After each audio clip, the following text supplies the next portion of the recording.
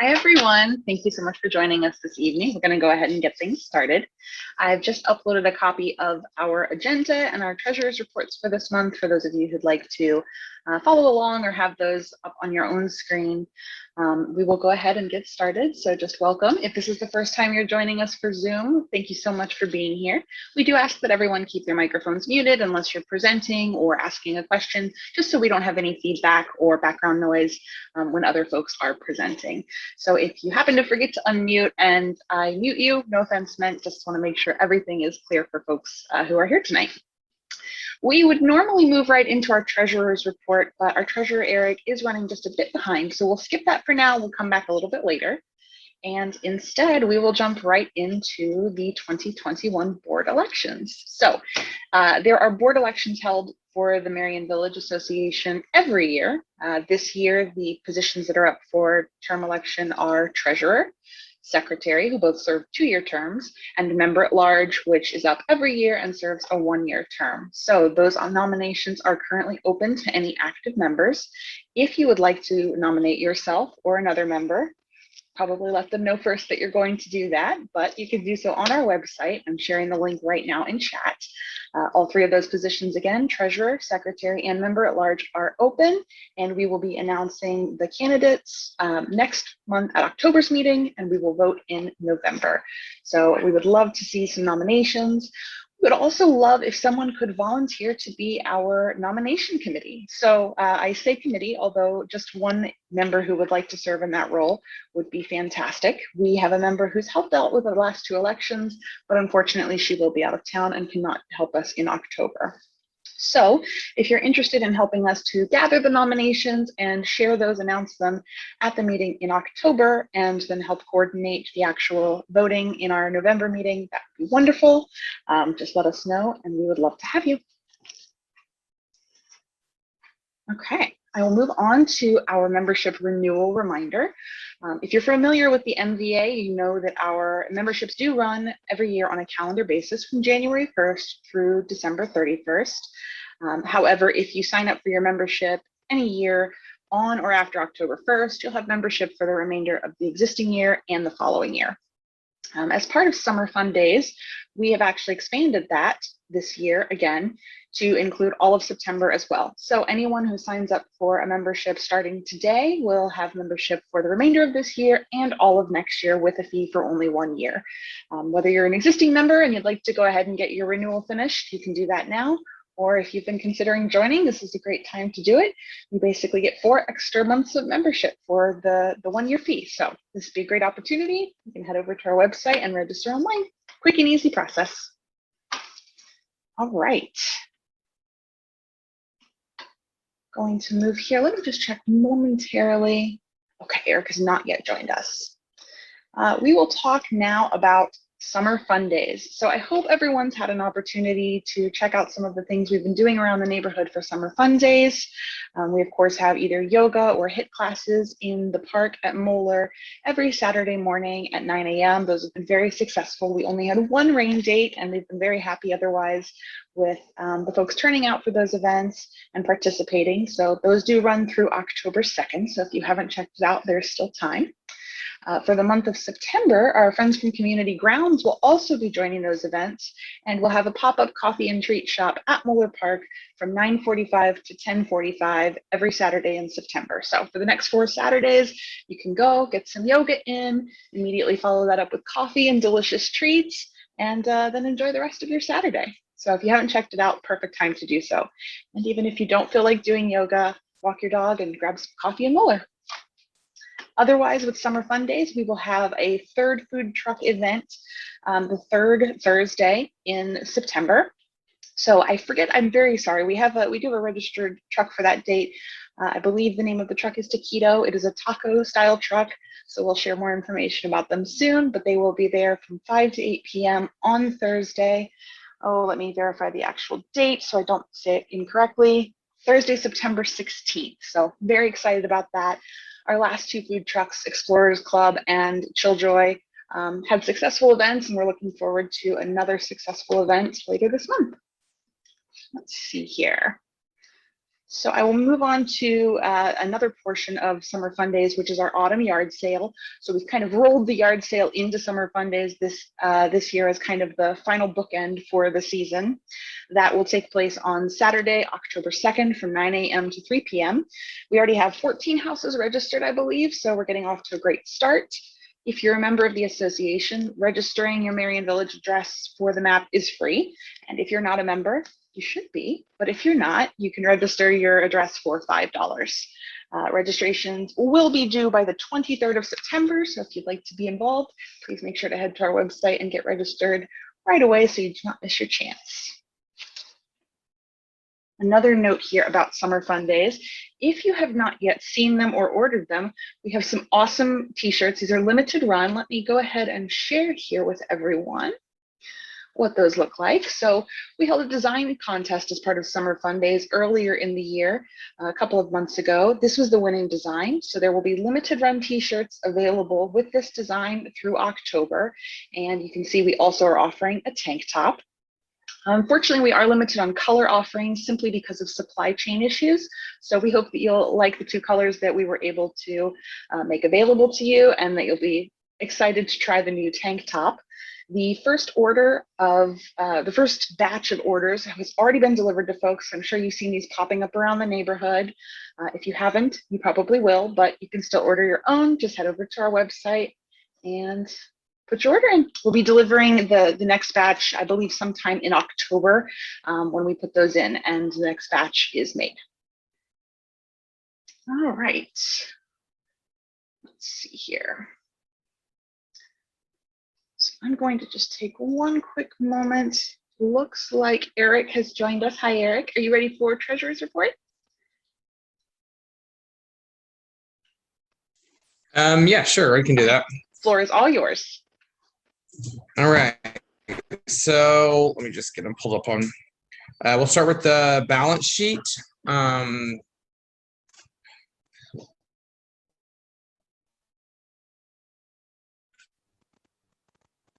There we go.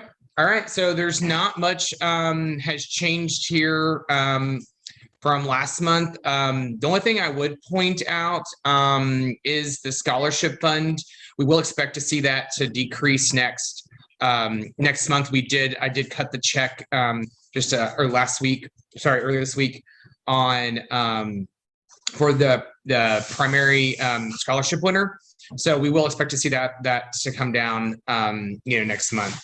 Also, we'll be talking about it later, I'm sure, but we will be setting up a neighborhood art fund or something to that effect that will house the fundraiser proceeds for the Summer Fun Days mural fundraiser that we're doing. So we will expect to see that change from next or on next month's report. Any questions on the balance sheet? Okay. So if we move on then to the income statement, call out a couple things here. So we have started to see a little bit of uptick in our residential memberships. Primarily that was through the households being the largest driver there. We had, I think, one or two senior and individual memberships, but largely that was being represented by the household memberships. The $13.32 you're seeing on the donations, that was from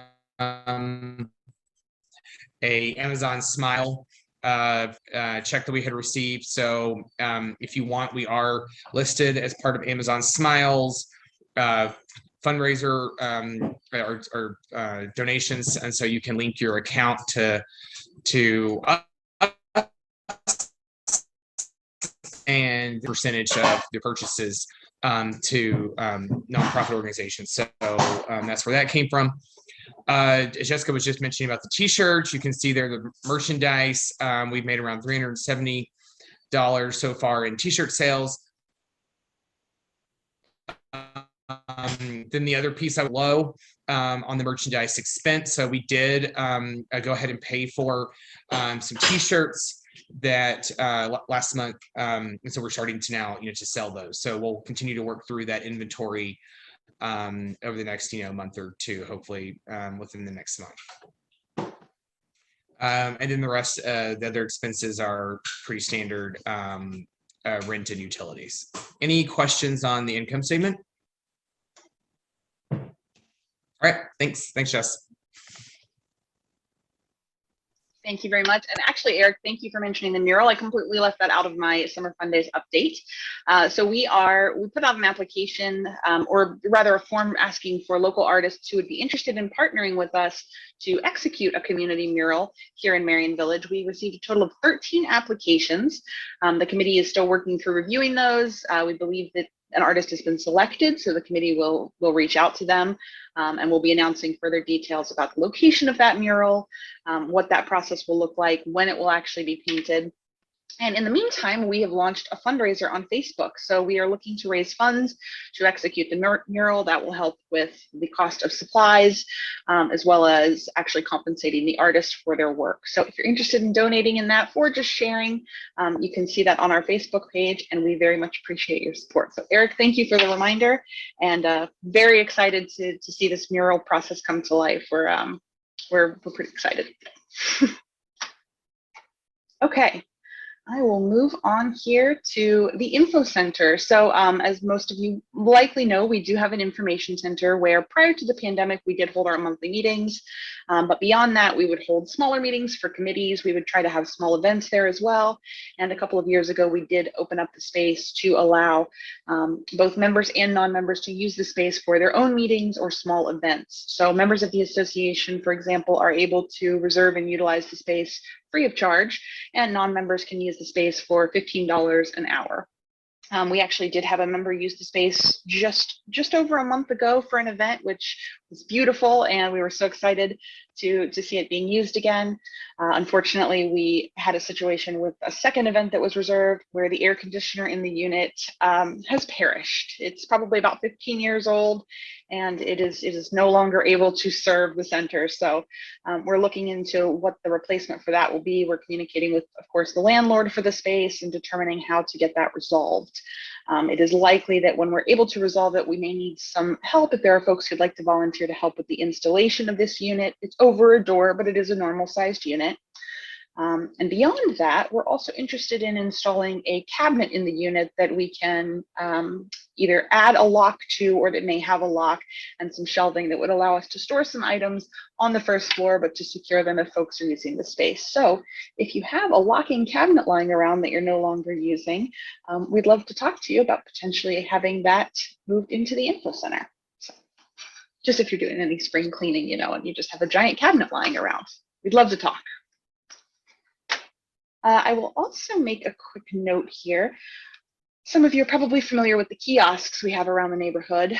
Those are located currently at Bake Me Happy, Red Brick, Hey. One was located at the building where Village Taco is.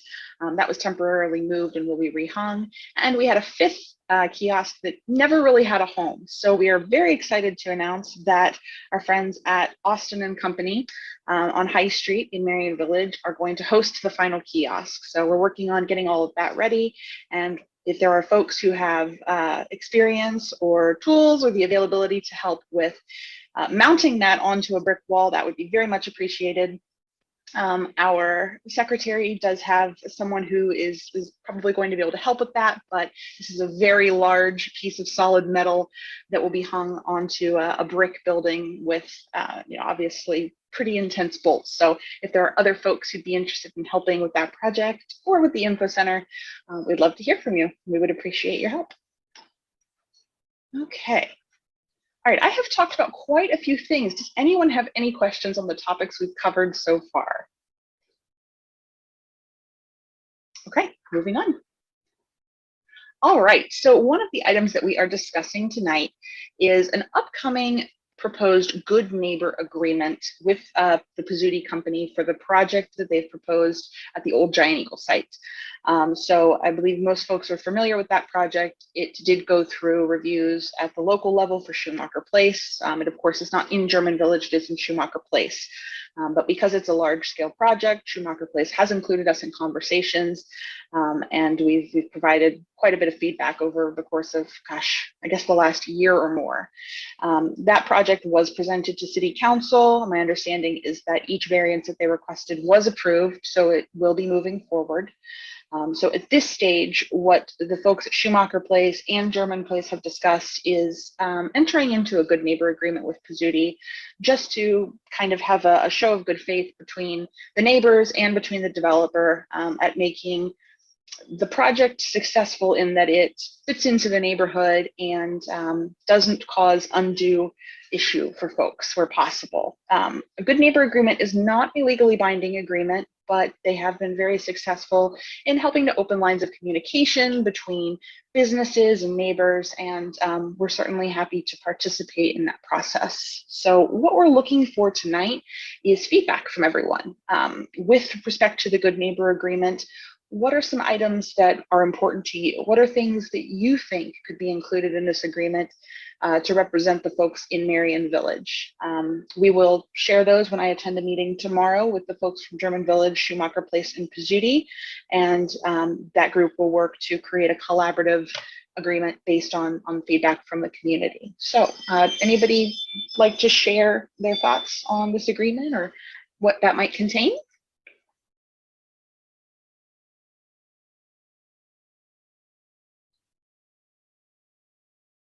Okay, it's a quiet group tonight. Well, I don't see any hands immediately raised. If anyone does think of anything they'd like to bring up, please do let us know. Oh, I see a hand up. Tom, go right ahead.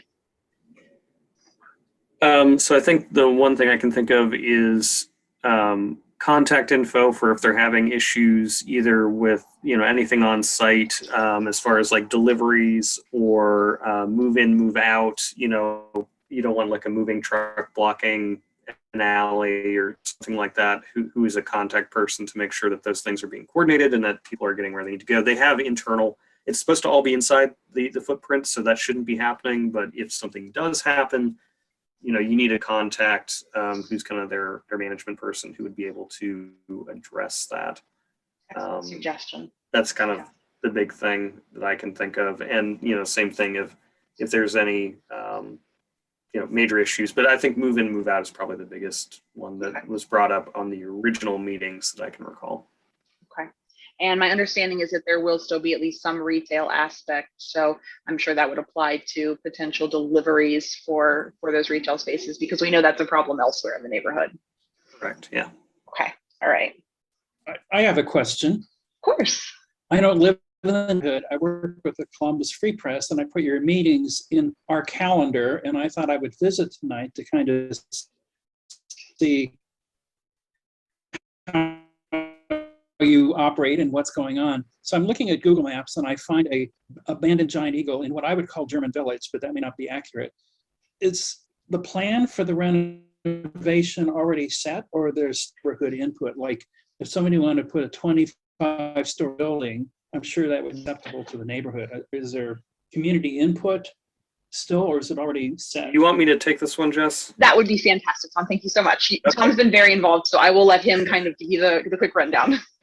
Okay, so hi, welcome. Glad you're able to join our meetings, and thanks for having an interest. I'm Thomas. I'm the Southside Area Commissioner from Merion Village to the Southside Area Commission. So this is a fairly long process. That was about 1.5 years of public meetings and approvals to get to this point.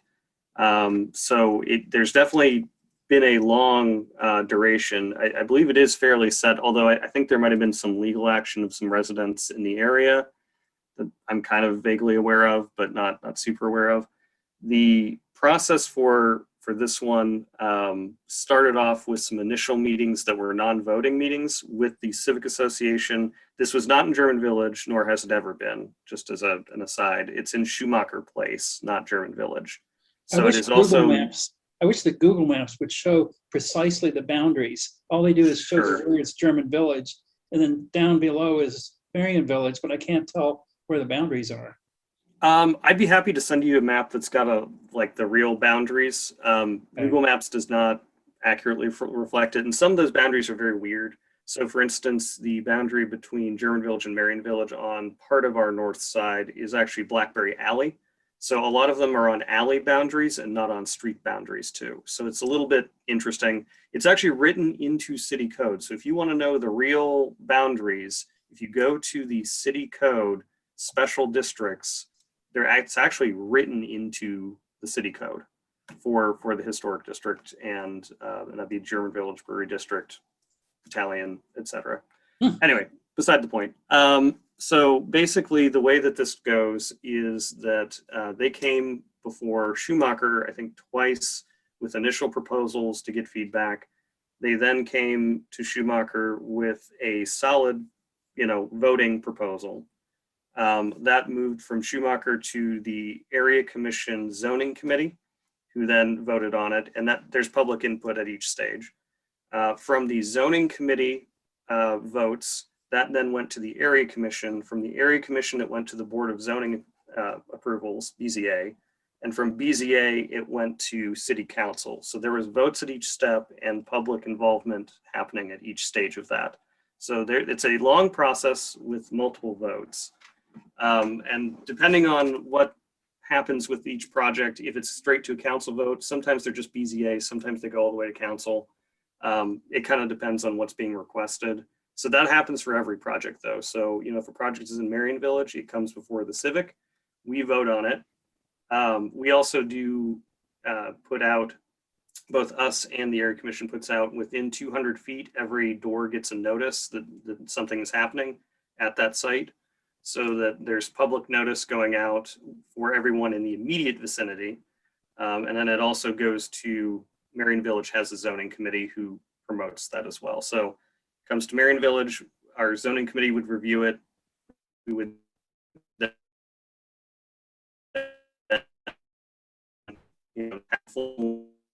out your question, move on to again committee zoning, to the Area Commission, to BZA, to city, all of which have votes, and each. You filling me in. No, that's perfectly fine. You get a lot of feedback opportunities. So the only thing that's unfortunate sometimes is people don't realize, the way that these things move through. And if you're completely out of the, out of that process, you might say, well, how did this get approved? And, and then that's where I think, understanding the process and understanding who it goes through is really important. And for now, none of that is applicable if it's in German Village or Brewery District, if it's a German Village Commission or Brewery District Commission. So that boundary line is quite important because that historic district is meaningful for how the whole process happens, and the requirements and what can and can't be done and all of that. Did I give a good enough answer? I'm probably boring everyone. Very, very helpful. I'm not reporting about this, I'm just visiting, but I was No, that's fine. wanting to know. I think it's important for everyone to understand because, it does come before us fairly often. And, the other thing is there's different height districts. So there's, 35 foot's the standard height. We get a lot of applications that come to us and people ask, is there a height variance? And often the answer is no. For that particular 8 variance, and I know that one was one of the items of concern, but I'm often asked, what is the height before you hit a variance? It's 35. If you're in an H35 district, some corridors are designated as H60, which is a 60 foot. So the idea being that you try to designate the corridor where you're more okay with the height, be it, maybe it's like a high street downtown or something like that, that you shouldn't need a variance for that. And then we try to keep that out of the neighborhoods, which would then go to the H35. So anyway, if you want more details of zoning, feel free to ask me at any point or follow up after. Thanks. Thank you so much, Tom. And Bob, thank you for joining us tonight. We always appreciate having folks visit our meetings. So thank you. Okay, so I've got Tom's suggestion here as far as contact information for issues with maybe delivery trucks or moving trucks, who neighbors should contact if those problems exist. So fantastic suggestion, thank you. Anything else before we move on? And if you do think of something after this meeting, or maybe a neighbor thinks of something, please feel free to email that to me, president@merionvillage.org. I do have a meeting on this topic tomorrow, but I anticipate it will not be the only meeting. So certainly would love to hear additional feedback if there are folks who have thoughts. Yeah, so I don't know. Hi, my name's Tasha. We just Hi. moved into the neighborhood about a month ago, but we've been tracking this for a while. We used to live in Columbus previously. I don't know what the extent or limits of good neighbor agreements look like, but I think something that would be generally helpful if you could write in any commitments to help for them to help improve pedestrian infrastructure. I know one of the big issues that folks have with this is how much parking it's going to suck up, but I think if we were able to ask them to provide alternatives, better benches at bus stops nearby, or better pedestrian infrastructure near the site, I think that could be a really helpful addition to the neighborhood. I'm not familiar in the good neighbor agreements that I've seen. I've never seen anything quite like that, where part of the agreement is requesting anything be executed in addition to the project. I'll certainly bring that up. It's just not something I've seen, but that's certainly I've not seen. I've only seen about 4 or 5 good neighbor agreements myself, so I won't say that that's something that isn't included. But Tom, I think have a thought. Yeah. So some of that was actually incorporated in the neighborhood as the project went through. So in particular, bike facilities. So having bike racks and that kind of thing actually was included and was required for some of the approvals. So yes, there is that. Now it's a little less pedestrian, a little more bike oriented. But what I think would be part of that is street trees and the bike racks, that kind of thing, that they be maintained, is also on Pizzuti to do. And so, that kind of good neighbor thing could include the maintenance of that they are kept up to good date, that we don't just let the street trees die, stuff like that would be. However, I do believe that the physical infrastructure has already been negotiated as it went through the process and in particular, they had meetings with the City of Columbus Department of Transportation. It's actually Department of Public Service, and then transportation's under that, but you know what I mean. They met specifically with the bike groups as well on that to get buy-in on where it should be located. So yeah, but maintenance of it definitely can be in that agreement. Perfect. Thank you both. I've made a note of those items, and I will certainly bring those up. Okay, anything else? All right, fantastic. Well, we will move on. Again, if anything else comes to mind, don't hesitate to email me, president@merionvillage.org. I'd certainly love to share any additional comments with the committee who's kind of helping put this together. So thanks, everybody. Okay, I will move on here. I don't know that we actually have representatives tonight from the committees for updates. So beautification, the beautification chair is not with us at the meeting this evening, so no update there. As far as membership goes, we have been talking about some different membership options as a board for both residential memberships and for business memberships. In fact, we are talking about issuing a survey to all of our local businesses to capture information from them about, what this last year has looked like for them and kind of their presence in the South Side, and if they feel like they're visible to folks around here, or what they could use from organizations to be better supported. So we're just really interested in hearing what kind of feedback they would share with us. We're hoping to launch the survey within the next week, and it should be up for a couple of weeks for responses. If you see that posted and you wouldn't mind sharing that, we would love to get as many businesses in the South Side as possible to respond. We'd like to hear everyone's voice so that we can really get some good information. So, and if you're a business owner especially, we hope that you will complete our survey. Okay, let's go over here to area commission updates. Tom, do you have anything to share? We were off for August, so there's not a whole lot of update there. I think the big thing was the Avenue for All event. We did do a table at. Thank you to Merion Village for letting me borrow the tent for that. That was very helpful in me not burning. And so, yeah, that was very useful.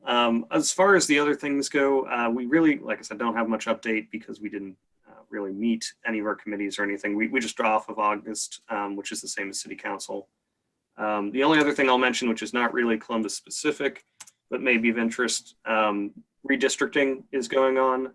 And that's both for the City of Columbus CRDC, which is the council redistricting. So different boundaries are being drawn for the City Council map, so that there will be a mix of representative or district and at-large seats. Everything is at large right now, but as of 2024, that will be switching. So that we have district representation, meaning that our city council person, at least the district rep, has to live within our district.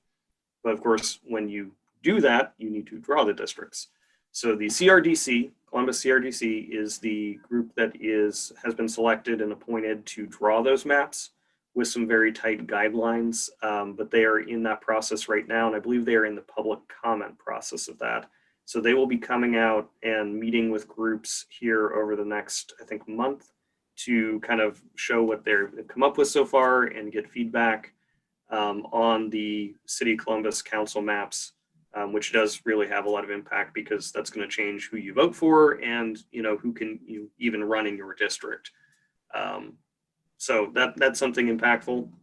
The other is, since we're past the census, we have the statewide redistricting, and I just threw a little link into the chat.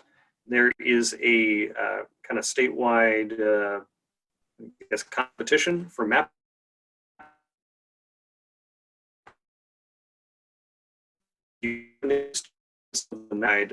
districts. We have a new system for doing that, which is supposed to be a little more nonpartisan and a little more fair. That was voted in a couple of years ago. That will be used. This is the first time it's been used, but they are looking for public, input maps that would meet the requirements. So yeah, if you like having fun with maps, there's a bunch of tools out there. They're free tools that you can use to draw it and subdivide things and do all sorts of analysis with. So for you geeks like me out there who might have an interest in that, there's a link there. You could win $3,000 if your map gets selected. So take a look. So that's it on my end. Awesome. Thanks so much, Tom. And Tom, just quickly, I did put on the agenda that the next meeting for the Area Commission is Tuesday, September 28th at Parsons Library. Is that accurate? I know you guys have gone back to in person. We are in person because we're required to be. Mm-hmm. We are going to try to also stream it, hopefully. We're trying to get our infrastructure in place to do that. So we got to buy a camera and,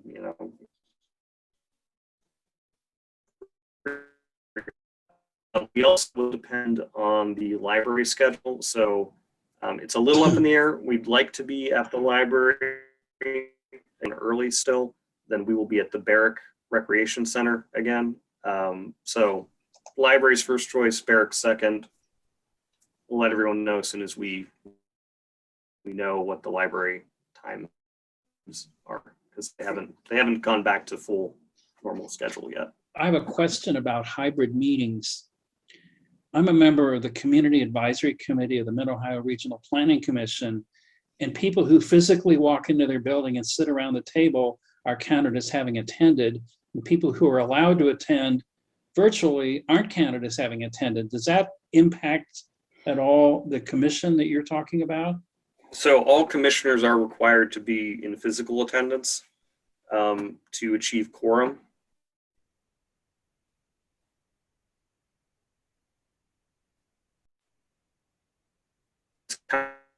Have to abide by the city laws and regs, right? And so depending on what the city attorney determines is technically, present, and this is very weird right now because we're coming off of the governor's order that basically the open meetings laws could be suspended in some ways. And that hasn't really been fully amended back for hybrid meetings. So it's kind of a big open question right now. But as of now, the way we're treating it is that to vote on things, you have to be there. Now, as far as public goes, we're trying to still give that public insight into the meetings and not have to have physical, be there physically because of COVID and concerns. And we certainly understand it if other people don't want to attend a large meeting, right? That's perfectly reasonable. So we want to make sure that we're still allowing, you know, that insight into our meetings and the recordings. You know, we haven't figured out really exactly yet how we want to handle it for like trying to take comments. Other than, you know, we've always taken written comments. So if there's a written letter to be read into the record, we'll always do that. So that could always be supplied in advance as a way to do that if you aren't there physically. But it's definitely a challenge. If you have good ideas for how we handle it, I'm open to it. But I think a lot of people are having the same kind of difficulties. I'd never heard of it until the last MORPC meeting. I thought, oh my goodness. And then when you were talking, I thought it might be a similar. It's really, really difficult to keep physical and virtual on the same footing because the physical people in the room will absolutely talk over, and you will not hear the people who are just on virtually. So it's very hard to have a two-way in a hybrid meeting on the virtual. We can at least stream it, record and stream, just like you did C-SPAN or whatever else. That should be easy enough. But I'm not sure how to get the, you know, virtual input to work as far as people trying to have testimony that, you know, through video when everyone else is just in a room and there's probably like a CRT in one corner that no one can see, right? So particularly depending on your type of facilities, you know, if it's the library, we might have more options. If it's the barrack, I mean, it's going to be very limited. So it's definitely a challenge. We're working through it. We'll let you know as we have it. We hope to have at least that recording capability for the next meeting. Thank you again. And again, Okay. written comments are always welcome. So if you have a comment you can't feel, or you don't want to be there, or you don't feel comfortable, you can always send it to Jim Griffin, chair of the commission, and it will be read out. All right, I would move on here to Blockwatch updates. Vicky Rederer, one of our members and a neighbor in Merion Village, she's also a member of the Blockwatch. She typically shares those updates with us on behalf of the Blockwatch, but she's not with us this evening. So we will skip over that and hopefully have some Blockwatch updates for everyone next month. Okay, other than that, just a list of community activities and events that we did include on the agenda. Reminders that, of course, we have our various summer fun days activities. We've got those all listed on our Facebook page. And then, of course, we've also shared them on Instagram and on our website. So we do hope to see folks come out for those pop-up events. You know, we have them outdoors so that there's great safe distance, but you can still socialize with your neighbors and get a good conversation in. So hope folks will continue to enjoy those. Obviously, the area commission meeting, which we spoke about, the upcoming yard sale. Please do register your address if you'd like to participate in the sale.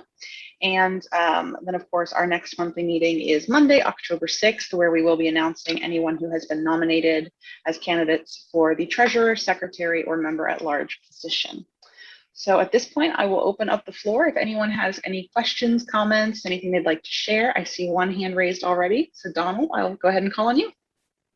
Yeah, I got a question maybe you guys can help me with. And for some reason, my video is upside down. I have no idea why.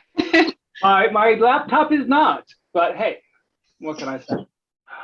Schiller Park Recreational Center. I know they're in German Village, but I've got some information this summer that the reason they don't have AC in the building, and I'm just curious if Merion Village could possibly, or who I would ask to try to look into that to see why. Because, I mean, older people utilize it. I mean, I have an 84-year-old mother. She goes over and takes exercises classes, and when it's 90 degrees out, it's really hard. And the stories I'm being told seem really stupid, but sometimes the stupidest ones are the real ones. So I just wondering if anybody would happen to know why they don't have AC, or if there's any way where somebody can say something and maybe they can get AC. I see you unmuted, Tom. Did you have a thought? Yeah, so sorry, I didn't raise my hand there. No, you're fine. The two entities that I would talk to would be the German Village Society and the City of Columbus Parks and Rec Department. Those would be the I'm two. hearing that the German Village Society is what's holding it up. They won't give the okay. And if that's true, to me, is there anything that could be done about that? I don't really have any insight into that. You know, obviously it's a capital improvement, but Yeah, sorry. I think you kind of have to contact either German Village or City Columbus Parks and Rec would be actually have been my first stop. Our city And- contact, Nancy Pryor Sully, may have a contact at Parks and Rec that she could connect you with to get a more direct answer. She's obviously helpful on pretty much anything. She's a phenomenal presence in our area.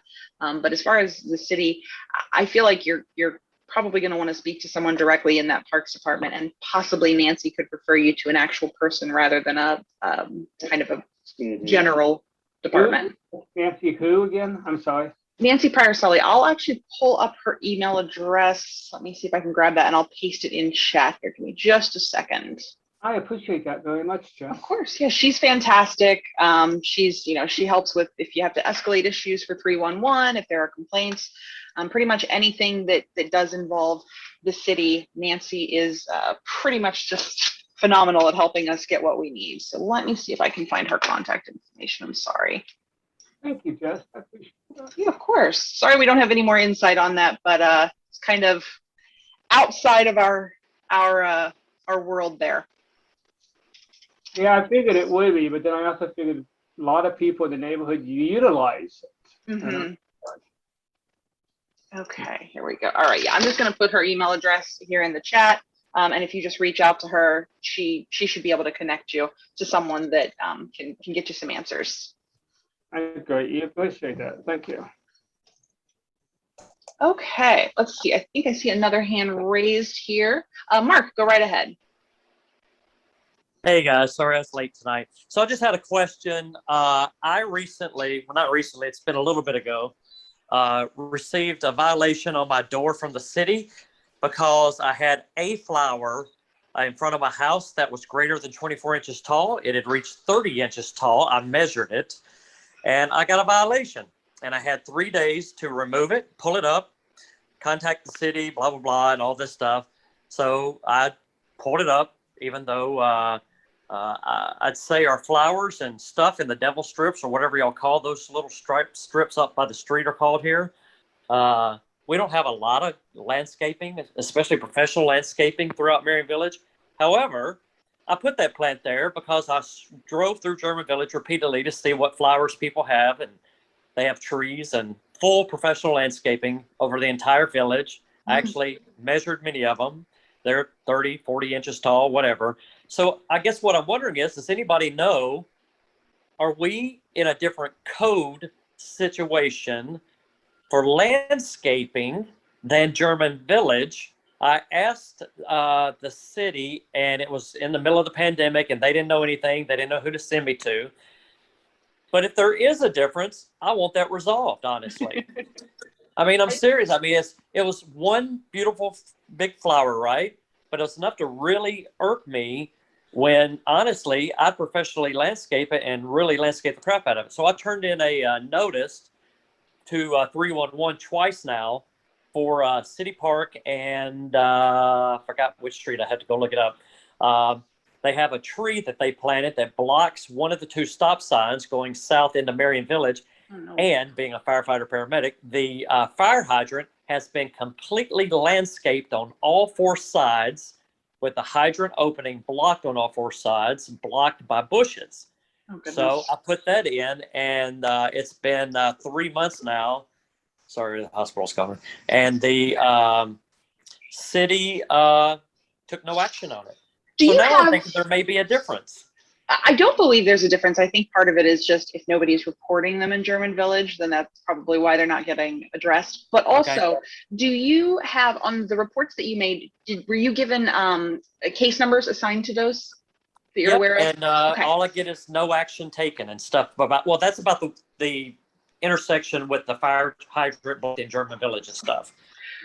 So I'm glad you have the case numbers, because I will also refer you to the lovely Nancy Pryor Sully. If you actually send her a message with those case numbers, she will personally investigate each of those items and get back to you with the update. And then, of course, if I were you, I would also include in that kind of a summary of those questions. And she will get you exactly where you need to be, whether it's escalating something or connecting you with a different person. She will get you there. Okay, awesome. Thank you. Absolutely. Okay, so floor is still open. Anyone else have anything they'd like to share before we adjourn this evening?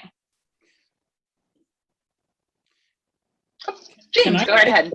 Can I say something in response to something that was Sure. talked about probably 45 minutes ago? The good neighbor agreement, I think. Sure, go right ahead. And then It when was you finish, with Thomas or James. Tom who was talking about maintenance of like the bicycle racks and all of that. I used to work in the university district, and when they built the Wexner Center for the Arts, they put these brick insertions into the sidewalk that were supposed to commemorate this 12.25 degree difference between High Street angle and short north and true north. And now 30 years later, a lot of those bricks are missing and nobody's maintaining them. So I'm glad to see the maintaining as part of this. University district for 2 years, so because of COVID and all that, they may have fixed it since then, but that's a danger that some kind of maintenance should have taken care of years ago. Maintenance is always an issue. We had it with our street tree.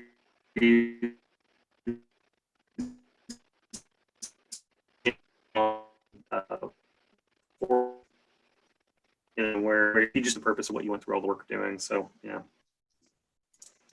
Yep, the maintenance is a great point. We will definitely have that on. We'll talk about that tomorrow at the meeting. And I apologize. I'm getting a note that my internet connection is unstable, so I'm sorry if I'm breaking up. James, go right ahead. Hey everybody, super quick. I just wanted to give a kind of a shout out / bump to Village Connections. I think probably some of you are familiar with them, but maybe not everyone. I've been working with them for, I don't know, not quite a year, but Donald Wiggins, the guy who's kind of running the show, they've just been doing really good work, and it's open to Merion Village. It's not just German Village, so we are absolutely able to be part of that. And I've been talking with him specifically about ways that people who may be working the kind of 9 to 5, Monday through Friday,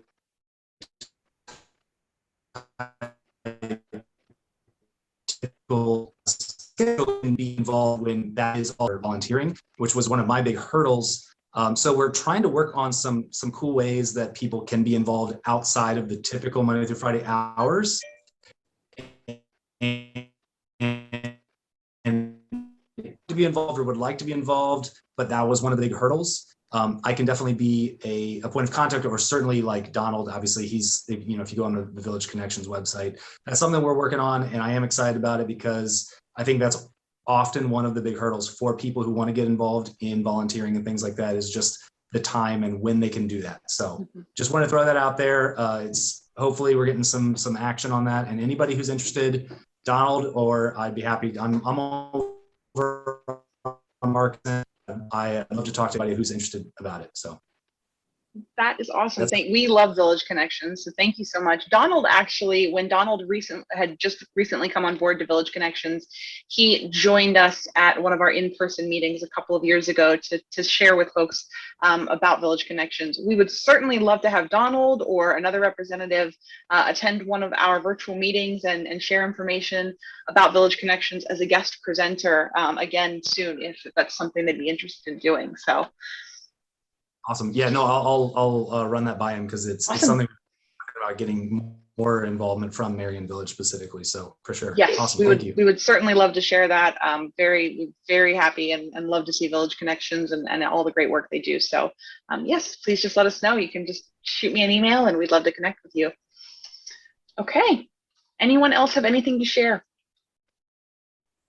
All right, wonderful. Well, again, we'll see everyone. Oh, Andrew, did you have something? Sure, I just wanted to introduce myself. I'm Andrew Hall. I moved into Merion Village last November, 179 East Welch. Very happy to be here, part of a community.